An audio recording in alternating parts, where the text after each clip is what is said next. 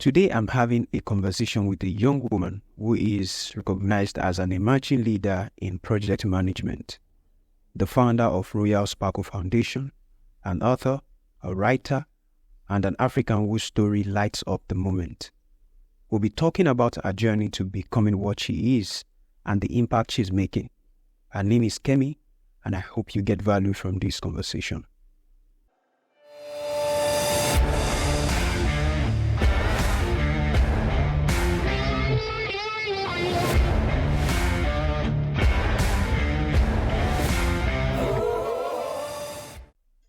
Thank you very much for having me at this.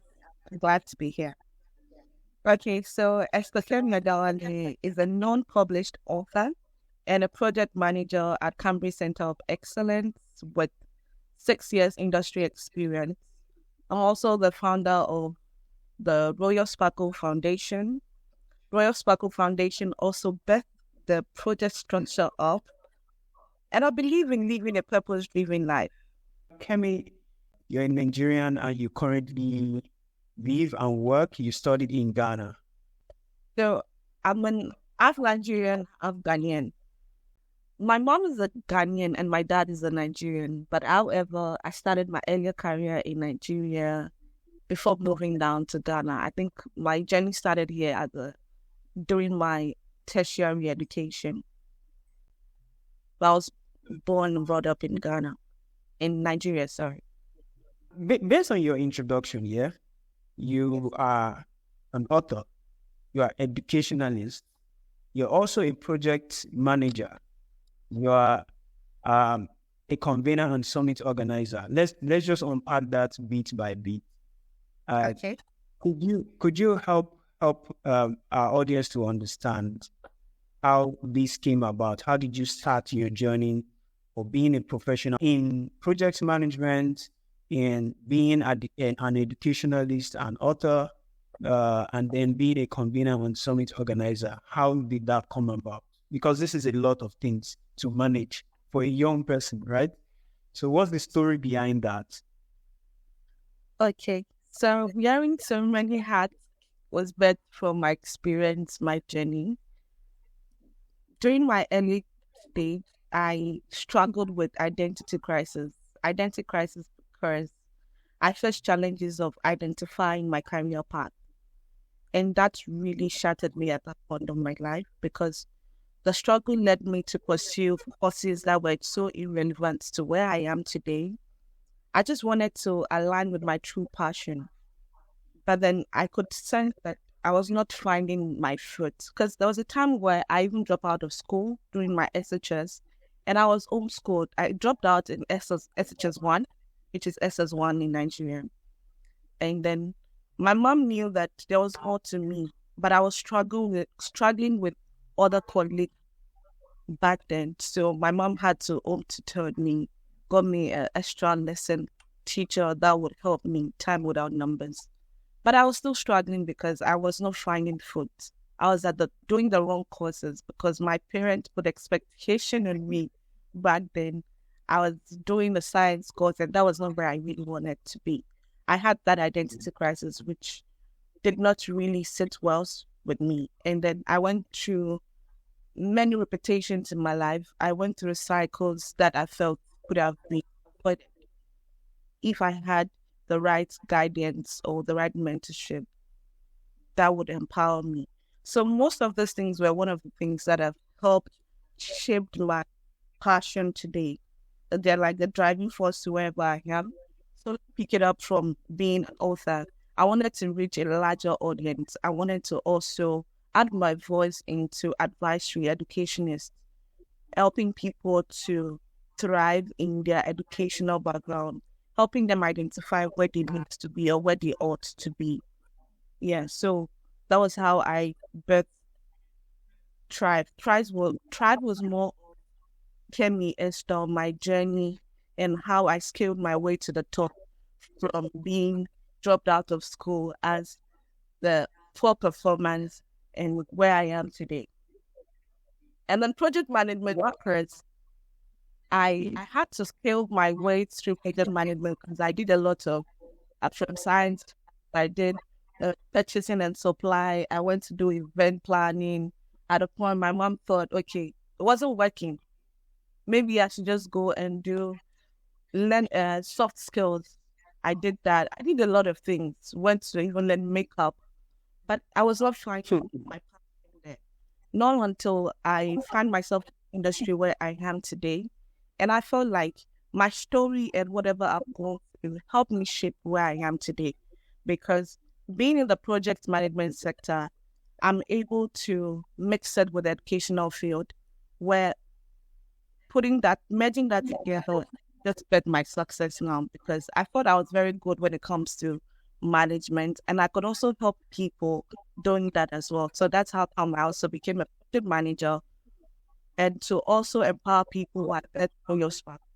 Now, Royal Sparkles also built project structure up because I empower women, and then I bring many women together and said, now, we are not getting external fundings from anywhere.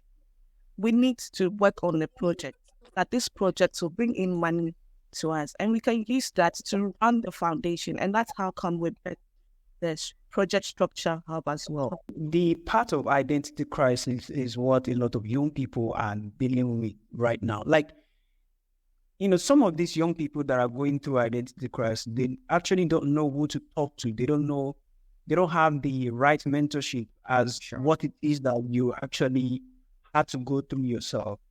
They didn't have the right mentorship. They didn't have the right guidance. And it is a valid reason for you to have written the book, Thrive, Getting Your Way to the Top.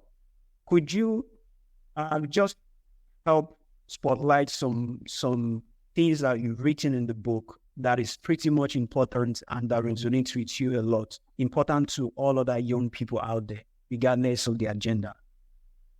For me, when I was putting Thrive together, Thrive was a definition of my struggle. And then I thought I wanted to matter where it matters at that point, but I wasn't finding how to do it. I wasn't finding the right people to help me do it. So in my book, Thrive, it was all about putting strategies together on how to overturn your nightmares and turn them into blessings. How to matter where it matters. Then I've put strategies in which you can help discover yourself. Many a times you don't even know who you are. If you don't know who you are, how do you find yourself at the right profession? You need to first analyze yourself, where you want to be. What are your driving forces? So these are the things that bet Royal Sparkles and the battleground. I felt many of us are dealing with inward battles rather than even expectations or what society have put on us. We need to first identify that. And that's the reason why I put my book together. So my book is just a testament of my testimonies, which is my struggle. And also I put in power to thrive, the hedge to thrive, and then thriving in the right direction as well. All of the things that you're mentioning, your career path, you being an educationalist, you being an author, you being a coaching and mentoring practitioner or a professional, you having to establish or found the Royal Sparkle Foundation and what you do with the foundation, right? Everything is connected to your struggle from the beginning. And that's what makes it very striking and very interesting at the same time. You are a woman. What do you think is the most challenging thing that women out there go through with specifically identity crisis? Because this is pretty much a big thing for every young person out there. Okay, I think most of the time it always boils down to the fear of rejection. The fear of rejection because they don't really want to explore. They are scared to explore that eating part that is in them. And then they know that, okay, this is what I want to do. But they are still scared of walking into it boldly. That's where the self-esteem issue comes into play. And then I feel that you just have to question yourself. You need to first identify if you have that low esteem, because if you have that low esteem, you cannot come up with the work on that particular part. Many great people have identified their part. At the beginning, it was a struggle, but the fear of rejection was there. And many people do not also have people to encourage them. That's why I keep saying that even if you're not having that family support, you're not having that who are surrounding. There are a lot of books you can read. You can just look for a shrink. You can talk to parents. Look for people around you. Look for accountability partners. Things that taught me. I look for people that would be about me, that would need me in the womb of time. Because you just need that guidance of helping you coming out of that self-esteem status. You need to get a career coach. So I feel many people are leaving the nation. They want to handle things on their own. And so for women, it's high time for us to come out. Let's come out of our comfort.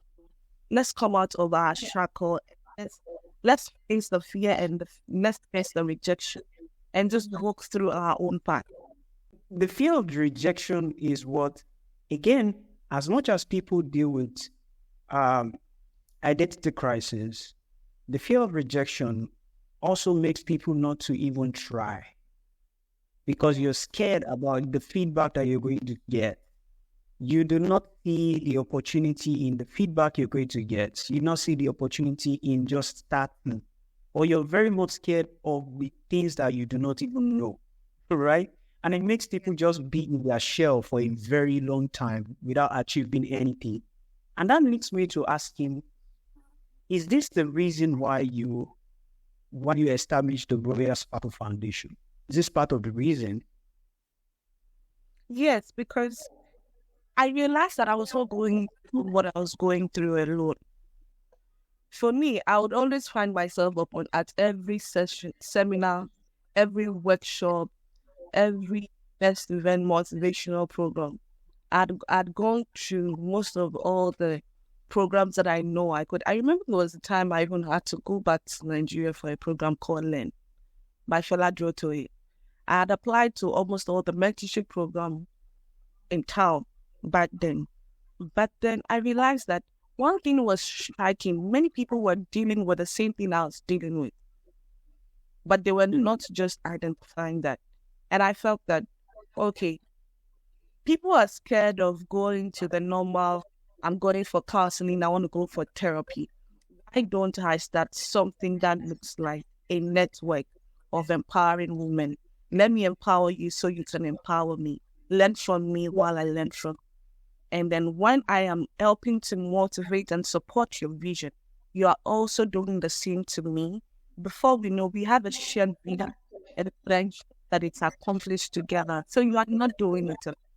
So that was why I came up with Royal Spark Foundation. I always bring in speakers to also speak to my people and show that we are all on the same page at all the time. We have the likes of Madam Charlotte Osei, Priscilla Ajo, Mefia Bentum, Solomon Sedinam on our programs, most of our programs. So I just feel that we cannot talk about identity crisis enough. And people just want to be in that safe space where they know that, okay, I can be vulnerable here. And these people would help me. And that's the reason why I bet Royal Sparkle. Now, what they are afraid to work in, I put that together as a project, and we are working on it as an internal project. Whilst we are working at it, when we launched it, we give it back to you to continue working on it. So we've helped you prepare the ground and break the ground at Royal Sparkle. You just talked about bringing in speakers. Is that the reason why you the part of you being a convener and the summit organizer, is that connected to the establishment of Royal Sparkle, right? Yes, please. Yes, please, because I thought that one of the things for me is there's no way you can talk about networking and you can do it alone.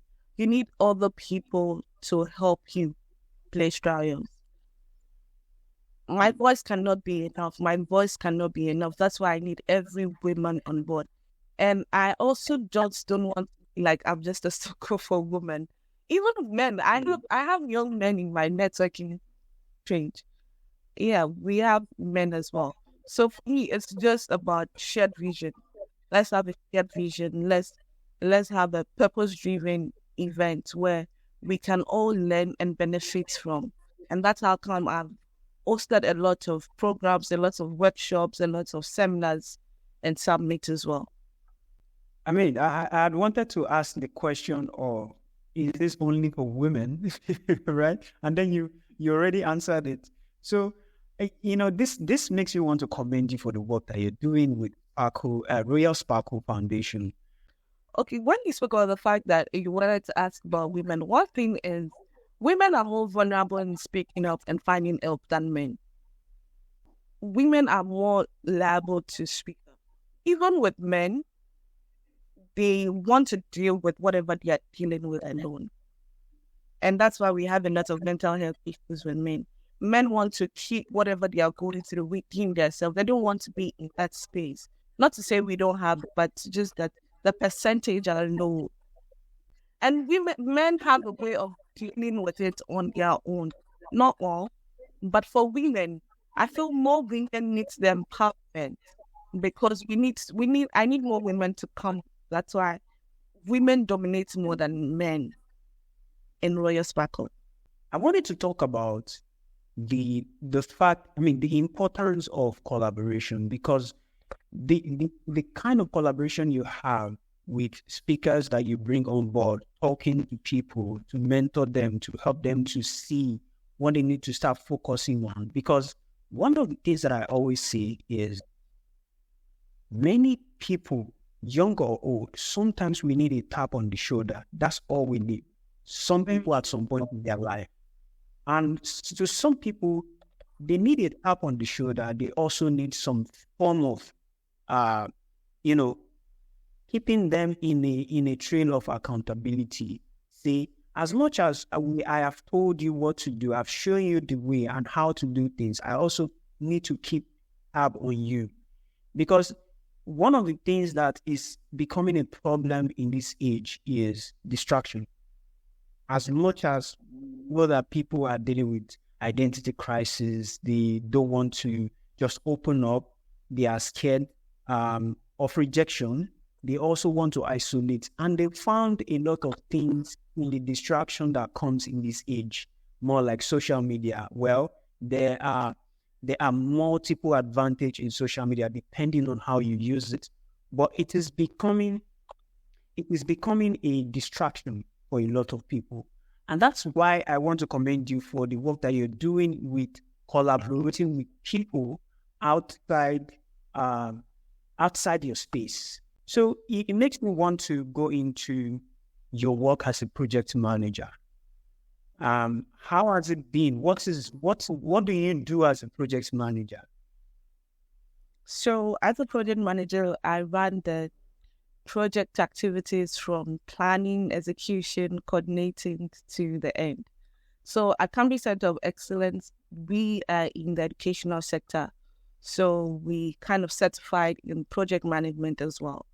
When it comes to project management is not industry-based. It cuts across.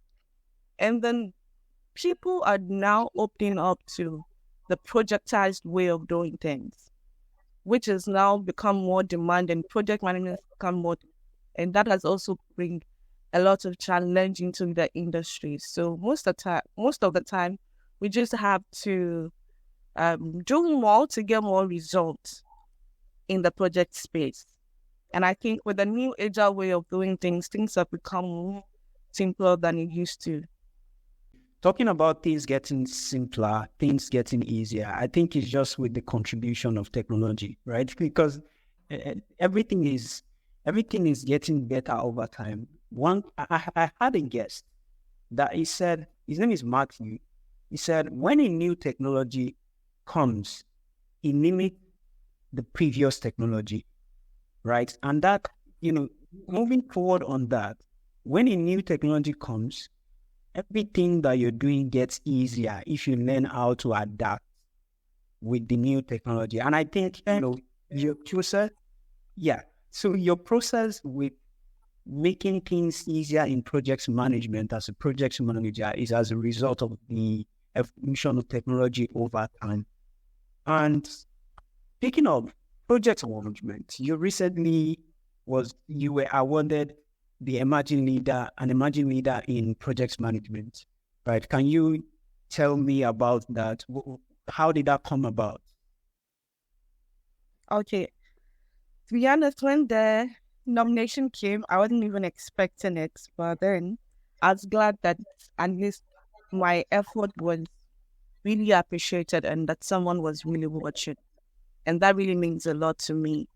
So the story behind the accomplishment is rooted in my commitment to excellence and transformative impact, because as I said earlier, my earlier career, I personally experienced the challenges of navigating career paths without strategic guidance and having to empower people, help them walk through the process almost every day has now become like a routine cycle of what I do. And then knowing that that has also been appreciated really means a lot to me. And that award was not just for me, it was a collaborative effort of myself and my team at Cambridge Center of Excellence, because it was characterized by innovations, strategic thinking, and it's just a collective effort of myself and my team. Sometimes when we get recognized for the things that we've been doing over time, it creates some form of joy, some form of ease in the mind that, do you know that, well, for everything that you're doing, somebody out there, someone out there, some people out there, they are watching, and then you're getting rewarded eventually. So, I mean, it's the dream of every young person who is making some form of impact, some level of giving some level of value in their environment, in their professional life or their entrepreneurial life, right? So, and this is me just saying congratulations for having recognized and as an emerging leader in project management. And that, I know that means a lot to you. And it is a win for also women that went through identity crisis, that came out of that, and being an author, writing about that to inspire and help other people to be able to recognize their own path and go for what they want. And because I really do not think, personally do not think that that award is just for project management. It shows your level of grit. It shows your level of commitment to what you intend to do, the success that you've made over time. Because this is hard work. Before you are able to get recognized for something, for a body to recognize you, it takes a lot of work. And now, speaking of the book you wrote, are there some striking moments that prompted you to say, I must write this book, and this is the time to write it? Because one thing is to write a book. Another thing is to recognize that this is the time to write it. For me, mine was during the pandemic. During the pandemic, I was still juggling my work and school together. And then everything just came at a standstill. I'd always wanted to write the book. At the point, I think I was done with chapter 3. And then during the pandemic, something happened at home. And then my mom asked me, she just looked at me and said, so if everything remains like this, you've always said you wanted to empower people, you wanted to reach out to people. How can you reach out in the midst of the pandemic? Because I'd already planned a sub in March, and then we went on lockdown a week before when I was supposed to have the summit. But that particular year in December, I told my team member that we were not going to have purposeful summits the following year. Even when I was saying that, it didn't really make sense to me. But then I just felt that I needed that space where I want to really get to find out if this is what I want to do. Am I where God wants me to be, or am I where I want to be? Most of the time, you need to actually find out that Are you not just running a particular passion that you feel? You are just running it for the sake of running it. So you know whether you are doing the right thing. And then when my mom said that, it just made sense to me that, wow, what would have done? We're supposed to do Purple Summit that particular week if I had not changed the date. I was like, so there would have been lockdown and we wouldn't have been able to do Purposeful Submit that year. So when my mom said that, that was very striking. I decided that, okay, I'll put my sermon together, which is whatever my speech together, what I was supposed to say, and I'll just use that as a new chapter.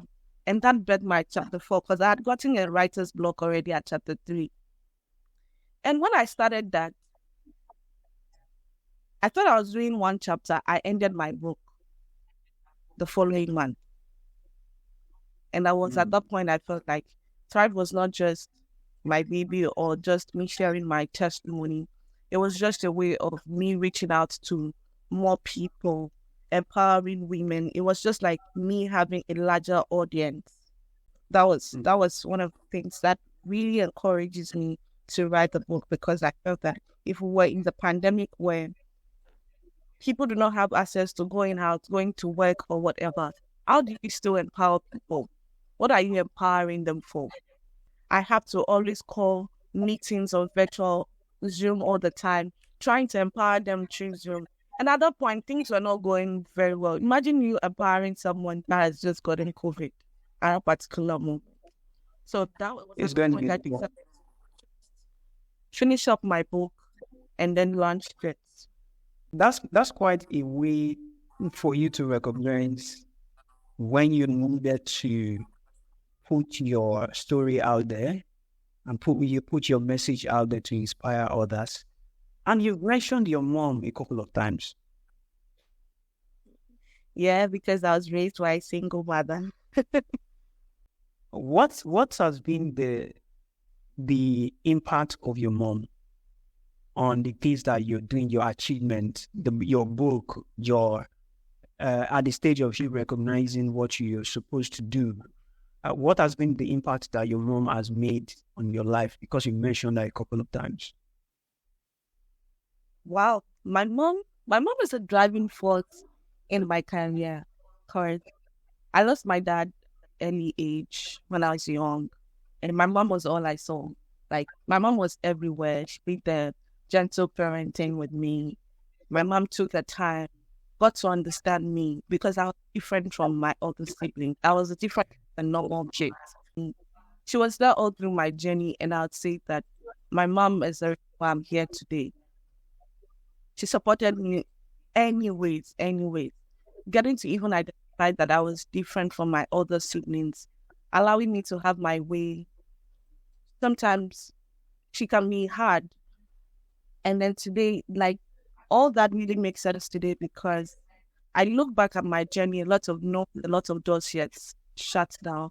And it makes sense because she was just doing the right timing, wanted me to be at the right place at the right time. And that's such a powerful contribution that she has made in your life, for you to give her the recognition that she deserves. That's also very powerful, the connection that you have with your mom. Now, Kemi, what is next for Kemi? What is next for you? Okay, Kemi is still committed to excellence. Kemi is still committed to empowerment, convening of summits. I have a lot of projects I'm coming to unleash next year in terms of Royal Sparkle Foundation, in terms of re-strategizing myself, putting myself out there. I want to leverage on a lot of opportunities next year. So I've started the work. I have a vision. I have a mission ahead of me to empower and raise leaders. So I'm still on course and still on guard, ensuring that I meet my goal by the end of 2025, raising 5,000 leaders. You are such a very self-motivated young woman, and I admire that a lot. Having to set a goal to giving leadership and coaching for young people, amounting to 5,000 by the end of 2025. that's such a very huge milestone to set. And this is why I'm also commending you for you moving from where you were, as in struggling with identity crisis, because a lot of people still haven't come out from that. And the strength that you have, the support that you have from your mom, again, it all comes down to, well, even if you got the support, it all comes down to you to actually use that support as a driving force to move forward and achieve your goals. And this is, again, giving you the kudos that you also deserve as a woman who every day is committed to goals and committed to giving value, making impact, and doing good in the world. So, Kemi, you talked about building a brand. You talked about building a brand. Well, not in this conversation. We spoke about that before the conversation. So, what do you mean by building a brand, the Kemi brand? Could you help us understand what the Kemi brand is? Okay, brand, for me, brand, when I talk about brand, the next thing that comes is excellence, authority, and mastery in your various domains. Lovely. Yes. So in whatever you're doing, you want to make sure that this is my brand. And what I want to be associated with my brand is, what are the principles? So when someone see you, Kemi, what do I want people to see? The first thing I want people to see with me is lasting legacy. Because that's one thing I'm trying to build. I want to build and empower women that in turn would empower more women. And that's me building a legacy. That's my brand. I want people to see excellence at whatever I'm doing. We can't be little. We've left that behind. Yes. We need to have authority in whatever domain we have. You want to take authority, like, okay, as a trailblazer, this is where I belong, and this is what I want to be identified with me. You want to draw the opportunities for yourself and also the pathway with your brand or wherever you want to see yourself. Before a person could even say that they want to build a legacy, you would have eventually found yourself, your purpose. You would have eventually recognized who you are. You would have eventually understand your own path in life, which you've identified already through your journey. So by that, I mean, I want to think that from here onward, it's amplifying the impact that you're making, doubling it down, because like people like you actually need the right support, the right kind of connection to be able to do more. Because Africa today, one of the things that we lack is leadership. And if more leaders that cares more about people, that cares more about people doing great things under their tutelage, it means more for Africa. It means that we are building a future for the next generation, right? So the Kemi brand, I hope to see the Kemi brand actually do what it says it will do. And I wish the Kemi brand is successful journey into the future, right? So what will be your message? What will be your message to the world? To everybody listening to me, not just to women, this is to everyone. In the face of challenges, I want you to see them as opportunities for growth, and then surround yourself with mentors, supporters, and a community that uplifts and believes in your capabilities. I want you to know that your voice matters and your contribution to this world at large also matters. We can all shape the world together if we all align with our visions. Convey a message of empowerment and resilience and the boundless potentials that reside within each and every one of us. Let's embrace our uniqueness, our talent, and aspiration.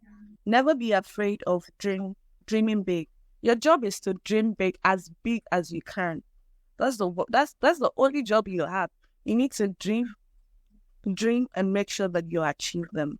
Pursue your goals with unwavering determination. Kemi, this is such a profound conversation. This is such a profound message to the world. And I thank you for coming on to speak with me, to have a conversation with me. I thank you for the value that you've given over the course of the conversation. And I wish you the best. I wish you the best in the world. I wish you the best with your work. I wish you the best with all of the things that you want to do. So we are going to end this conversation with a quote from Dashan Stokes. He says, "What matters most is not what you are, but who you are." So you've already stated all of the things because you need to identify yourself. You need to identify your purpose. You need to come out of your shell. And this resonates with the conversation that we've been having. It also connects to your own story. It is who you are that you have to recognize. You have to find out your purpose. You have to identify yourself. You have to identify your purpose in the world. And then you go for it. So this is me just saying that, well, I am proud of you. The world is proud of you. And I'm proud of the things that you're going to do. So thank you very much for coming on, Kemi. Thank you very much for having me at Impact Badger. And I think you guys are also doing fantastic. That's also a medium of reaching out and also empowering the world. I really appreciate what you're doing here. And I'm glad to be part of this inspiring stories.